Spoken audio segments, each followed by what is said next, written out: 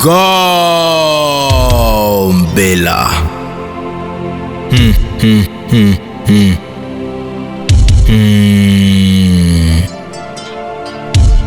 Why fight me because I don't agree with your definition of religion and idea about God? If you think I must agree with you and not have my opinion, you must be wrong. But just because I have an opinion does not make me right either. One man can't define God. He is bigger than we can fathom. So let me keep mine, you keep yours, and let the world move on. Some of us are poorly educated about religion that we don't know we are poorly educated, and that's even worse than HIV and AIDS. You see God from an angle. I see him from a different angle. Why force me to see things from your viewpoint?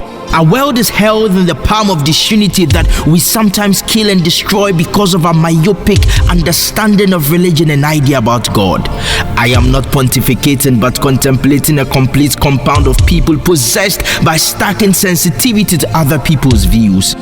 We have been trained to appreciate that which is sin to the neglect of the unseen. The irony is true with religion. We constantly are told about heaven and hell. We are yet to learn sight on, yet with our passion and faith, we believe there is some air conditioning heaven and heated hell. Don't be too quick to judge my religious integrity. Hear me out with open-mindedness. You constantly betray and make your fellow depressed and think you are not creating hell for them.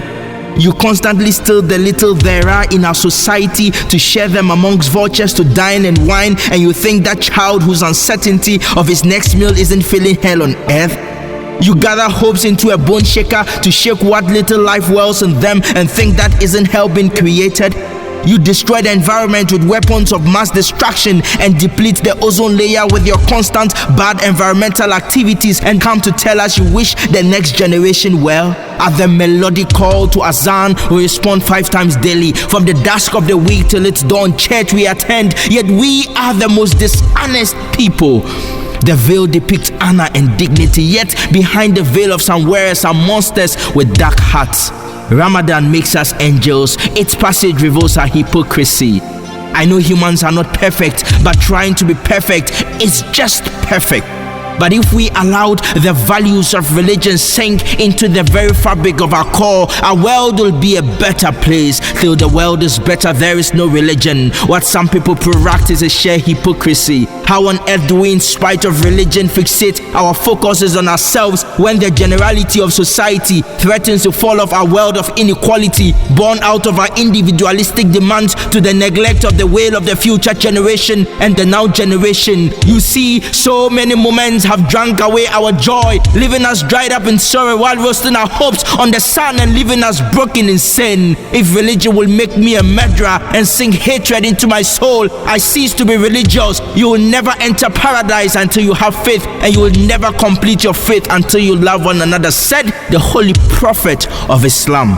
Love is complementary to wisdom and necessary for enlightenment, Buddhism. Love is like a soul within us, Hinduism. Love your neighbor as yourself, Jesus Christ. If the very foundation of religion is love, why do some religious people do the opposite? If men were clairvoyants, some so-called religious leaders masking behind religion to steal the consciences and hearts of the people while sucking their pockets dry would have been treated with disdain. There you sit eating and flying private jets, yet some of your followers are starving.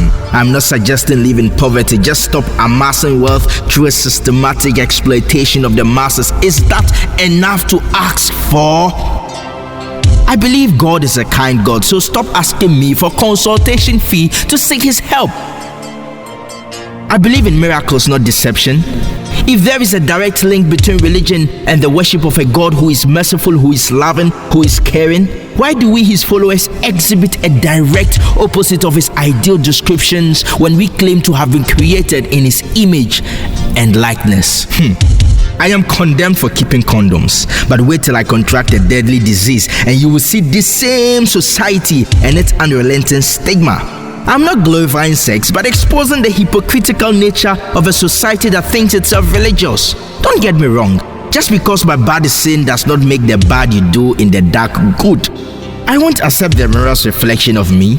If truly the mirror represents me, let my intestines be reflected too. As long as my outer being is all I see, I will take no mirror's definition of my life. The mirror I talk about is society. I'm not judged by the quality of my mind, but by the nature of my religion. I'm judged outwardly, not inwardly. I am judged wrongly for not belonging to them. I'm tempted to believe the principalities we pray against are only a figment of our imagination. With all I see each passing day, we religious people erect such principalities. How funny it is that religion is the heartbeat of many, yet the rate of crimes are abnormally pregnant. I'm not against the building of worship centers, but where is the point in building more when many people still sleep on our streets, soaked in rains and excruciating hunger? It is one thing to believe in God, and it's another thing to follow religion. If our narrow understanding of religion stops us from questioning some beliefs stifling our growth, it can be of God, because God is a God of progress. If a particular practice made sense centuries ago, it might not make sense today. And this calls for comparing yesterday's reality to today's reality for a whole new model of existence. We need to be humble enough to subject some archaic practices to reasoning. Admit to the fact that there is a bound to human rationality. Just because people get involved in car accidents every now and then does not mean I shouldn't drive a car. Rationality is there for usage. Just because I'm told there is a heaven after death, I can have heaven on earth. What if we died and realized that the only heaven we could have had was created a world where love led?